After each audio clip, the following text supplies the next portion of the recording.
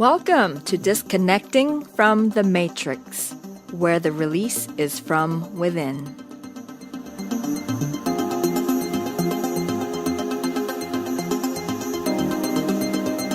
Hello, Sovereign Creators. I'm your host, Alice Kim. Welcome to another episode of Disconnecting from the Matrix. Today's episode is called You Are Nobody. It's a continuation from a very important topic that I've been yammering on for the past 2 episodes about your true identity as God, as I am, spirit, presence, whatever you want to call it. This topic is so important as I begin this new season because everything I talk about after this will be coming from this perspective. The perspective of your total truth, your total essence, your total sovereignty.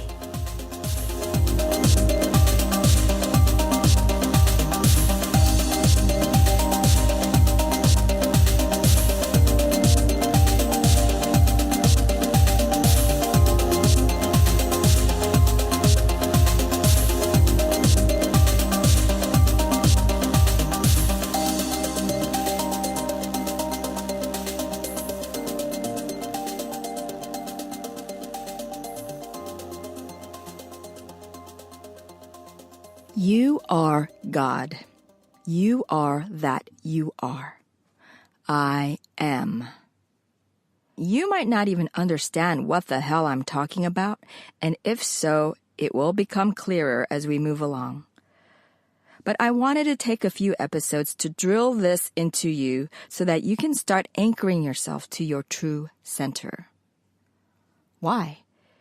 Because it's the most straightforward and foolproof way to discern truth from falsehood, reality from illusion.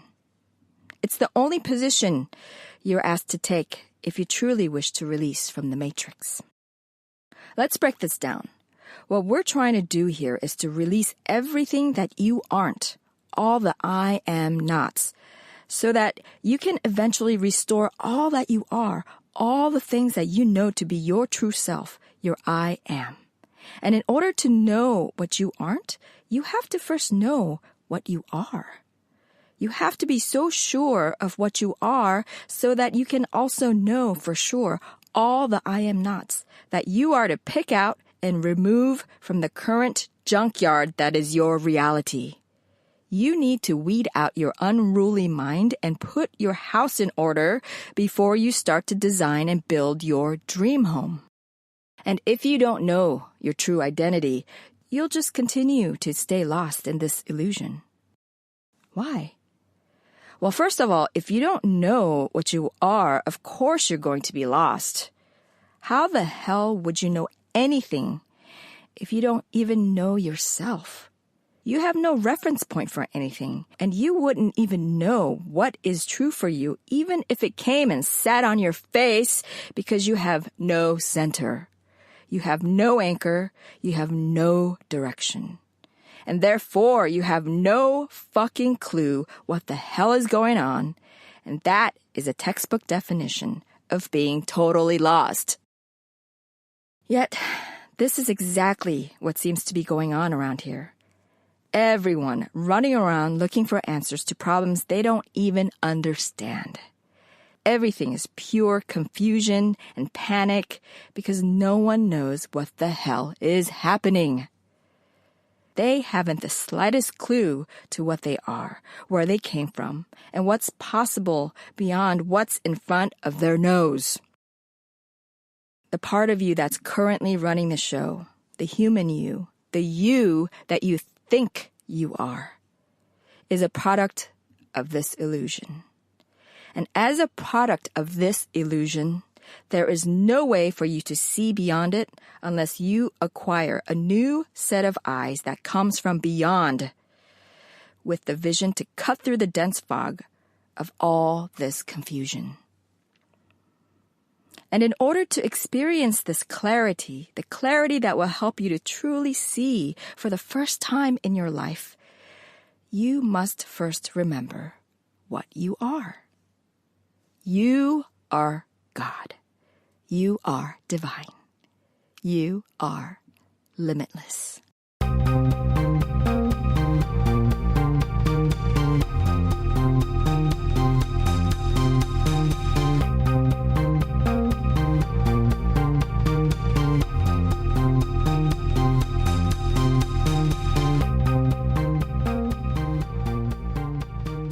People talk about finding themselves. But what they fail to understand is that they were never lost. Instead, they close their eyes, put on blinders, and act like they're blind, lost, and losing.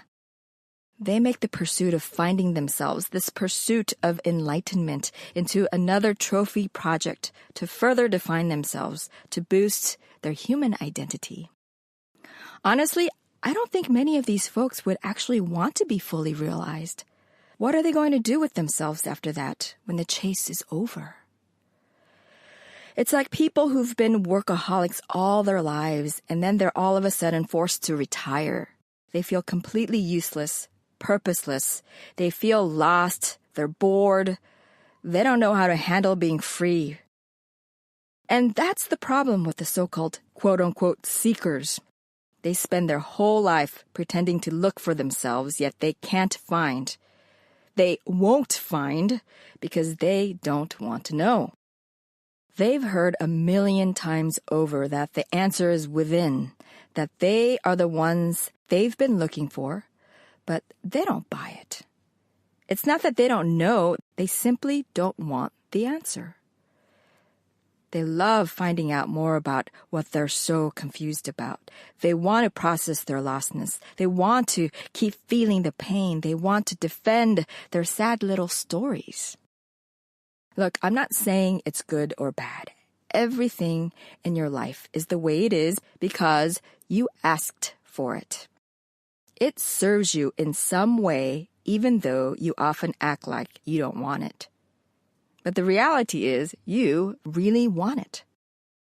So for those seekers, I absolutely honor their choice and their path. I have no say in how they want to experience their journey. I've certainly been there. And ultimately, everyone will make it. But for those of you listening who's ready to meet yourself, it's time to put on your big boy, big girl pants and get on with it, with being you.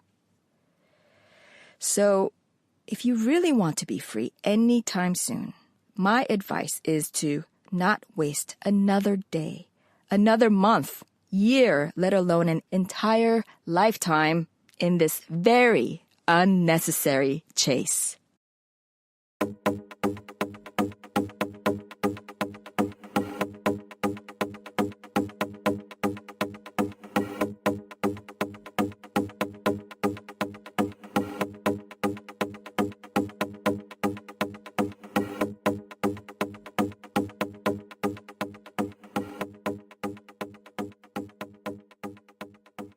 Knowing yourself as divine, as I am, is the most important thing in your journey to being totally you, so that you can now begin to release all the things that are in the way of meeting yourself.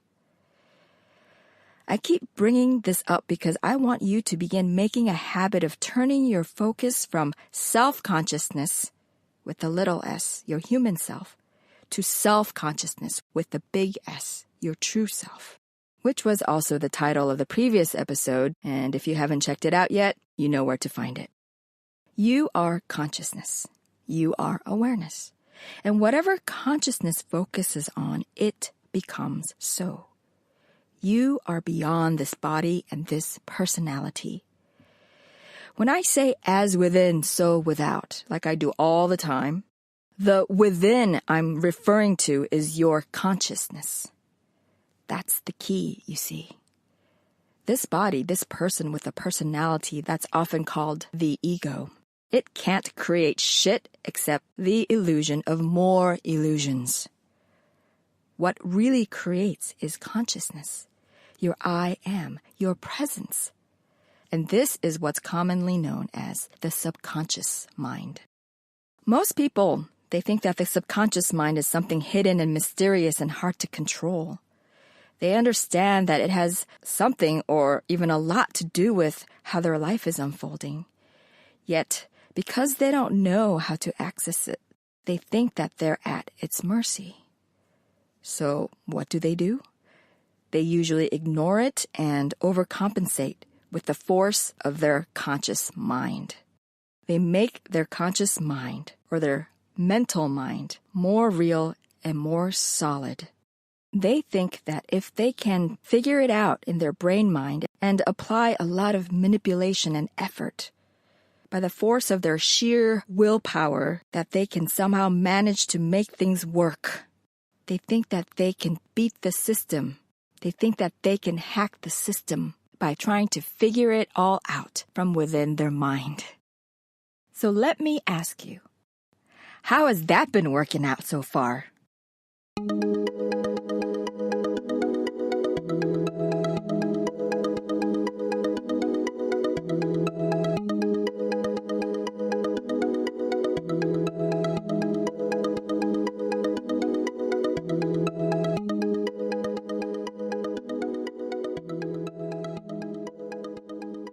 The reality is, the conscious mind, your mental mind, is what's keeping you confused. It's the most sophisticated computer ever created, yet often not so smart. You can see the evidence in your own life. As a computer, it can do lots of incredible things, but at the same time, its functions are limited to its programming, its operating system. And that's the issue. It's not that your mind is bad or wrong or useless. It's actually a phenomenal equipment created to help you have a blast here as a body on this planet. However, its function is completely governed by its programming, which isn't a bad thing because that's exactly what it's supposed to do. It's just doing its job, and often really, really well. That's not the problem. The problem is that almost all the programming in your mind, your personal computer, unfortunately, are downloads of source codes that came from everyone except you. At some point in your life, you brought them in and then retrofitted your own stories to support the original ones, thereby customizing it and now making it your own. And even though these original source codes didn't come from you, now that you've made it yours, you have now created an identity out of it. It's become who you are. And all of these stories are interwoven and stitched together to create a garment that you put on every day and say to the world and yourself, I am somebody. This is what I am. This is what makes me so very special. Meanwhile, the light of your real self, your raw, naked, pure, perfect self, is kept hidden underneath the garish fashion choices you've made based on other people's lies. These programs, these belief systems that create your reality, originated from everywhere but you. And yet you proudly claim it and defend it as your own. This is who I am. This is what I believe. I'm such an individual with an original point of view. And that's what makes me right and you wrong. That is the content in your brain mind, your conscious mind. There's not much in there that's truly yours. So let's not be so smug. And first accept the fact that we don't know shit as long as we turn to the world for our answers. Now, let's begin our inward look. So what I'm trying to do is to come correct as we begin our journey together into liberation. It's really the only way to do it, and that is to turn your focus on your reference point from self-consciousness, again with the small s, to self-consciousness, your big boy, your big girl consciousness. It's time to flip the order of command from the well-meaning, hard-working, but totally confused conscious mind, or your mental or brain mind that comes from being a body, and restore the authority back to your true creative essence, to your I am presence.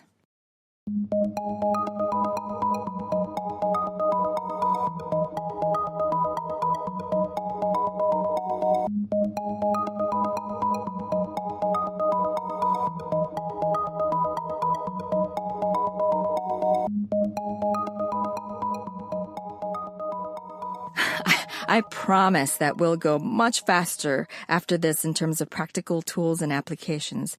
But I really had to drive this point home doggedly before we move on. You can't miss this and expect to go much further. There's a reason I keep bringing this up. This journey isn't about working hard and maybe, if you're lucky, getting to know yourself. It doesn't work like that. You must know yourself first before you go out to meet it. If you don't recognize yourself, how would you know yourself when you see it? You see, it's not about attaining anything.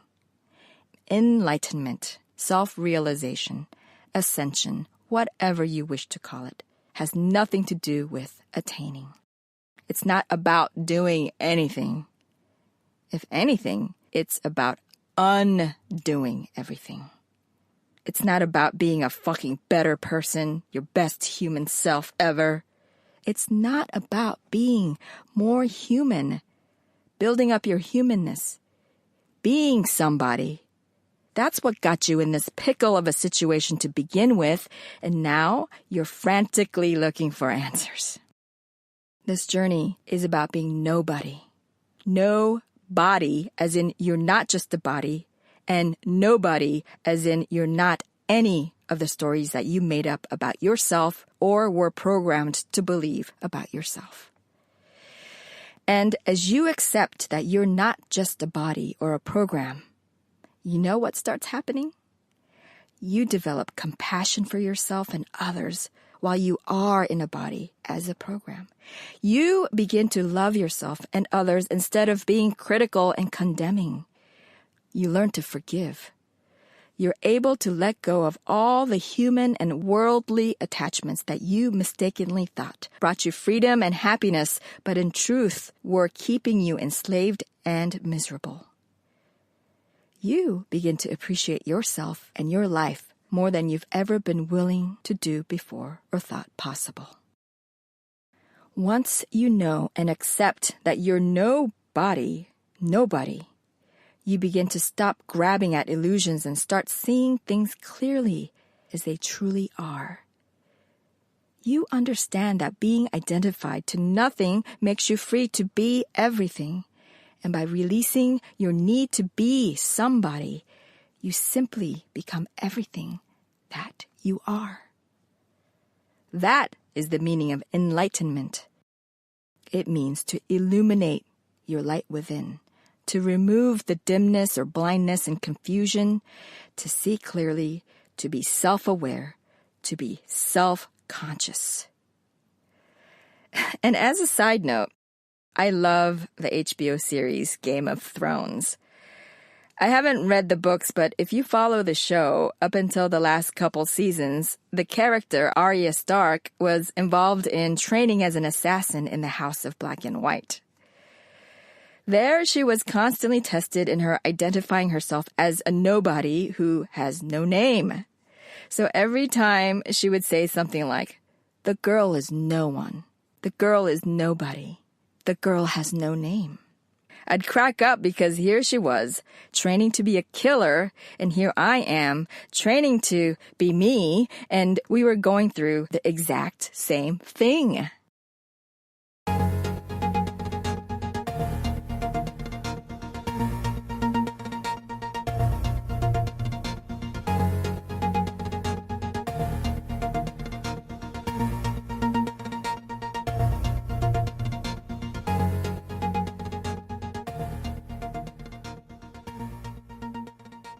Enlightenment. All enlightenment is but a recognition of your true self, your I am. All it needs to be a done deal is for your acknowledgement that you are indeed that. I am that I am. Then you simply must choose at every moment to begin questioning every aspect of your reality. I mean, you cannot leave a single stone unturned because you never know what the hell is creeping around under there. With your new eyes, your X-ray vision that come with your acceptance of your true nature, you can now clearly discern truth from falsehood and disconnect from everything that is not yours so that you can gently release into your ultimate freedom, your sovereignty. So, starting next episode, we'll begin exploring ways to experience living as I am, as presence with the body. We'll get out of the clouds, so to speak, and bring it down to earth. Less nicey-feely spiritual crap, and dive deep, straight into real-world crap, which isn't real at all, and that's where the paradox lies. Remember that none of this information, no matter how firmly you believe it or want it to be true, none of this will have any value unless you apply it. Taste it, feel it, and experience it so that you may know it. Let's move now from philosophy, all that head shit, into actual wisdom. That said, we'll begin experiencing firsthand how we are of this world but not of it. And more than that, how we can live fully and freely as divine presence in a body on this planet. We'll disconnect from the matrix, all while enjoying every moment of our embodied existence. The matrix was created by us, for us, like the 90s urban clothing brand FUBU. Remember that? FUBU, F-U-B-U, stood for us, by us. That's right. Don't ever forget that. All is well. Everything in your life is here to serve you. Either resist it or get with it, and that will make all the difference in your life.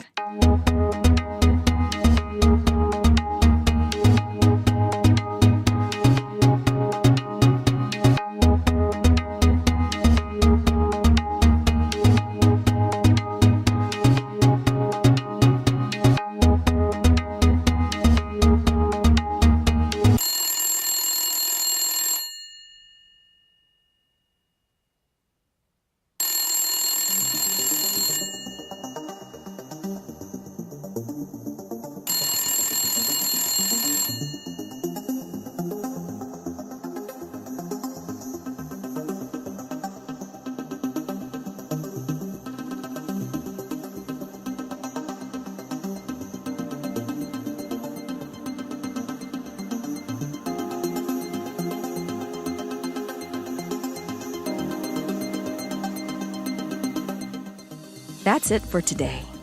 Thank you for listening. I'm your host, Alice Kim. Until next time. This episode can be found at disconnectmatrix.com/podcast/21. That's disconnectmatrix.com/podcast/21. As always, your comments and feedback are greatly appreciated. Email me at alice@disconnectmatrix.com. Again, that's alice@disconnectmatrix.com.